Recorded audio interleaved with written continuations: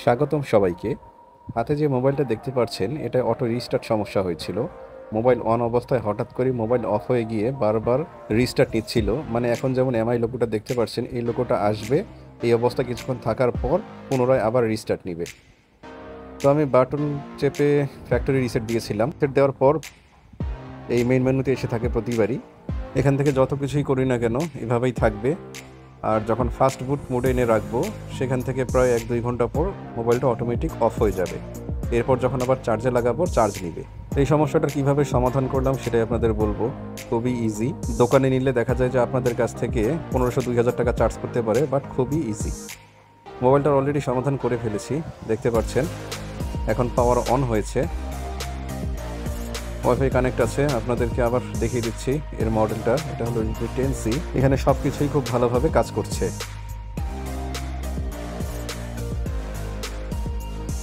কাজ জানা থাকলে আসলে নিজের অনেক সমস্যার সমাধান করা যায় খুব সহজেই।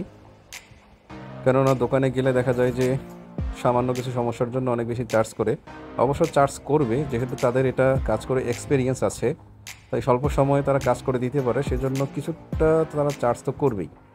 হয়তোবা আমাদের কাছে মনে হতে পারে যে এত অল্প সময়ে কাজ করলো কিন্তু এত বেশি নিচ্ছে কেন।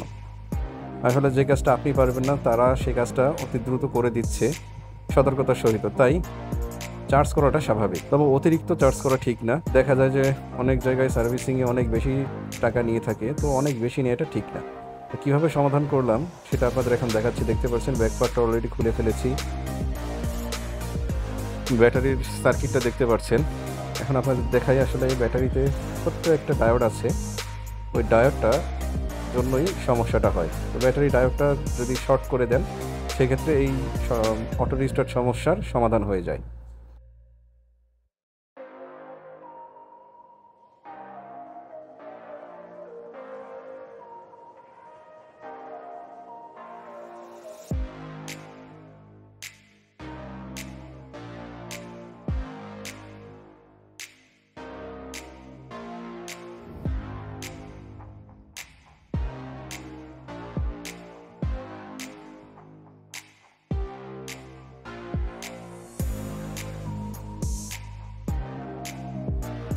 এই যে দেখতে পাচ্ছেন এখানে ডায়োড বা রেজিস্টার আপনারা যেটাই বলেন, এই জিনিসটাকে শর্ট করে দিয়েছি। দেখতে পাচ্ছেন দুই পাশে একটা জাম্পারিং তার দিয়ে শর্ট করে দিয়েছি। এটা তুলে ফেললেও আসলে কোনো সমস্যা হবে না, বা শর্ট করে দিলেও কোনো সমস্যা হবে না। যদি আপনারা এর রিপ্লেসমেন্ট পান ভালো একটা, তাহলে রিপ্লেস করে দিতে পারেন, সেক্ষেত্রেও কাজ হয়ে যাবে। আর যদি না পান তাহলে এভাবে শর্ট করে দিতে হবে। শর্ট করে দিলেও কোনো সমস্যা নেই, মোবাইল খুব ভালোভাবেই চলবে।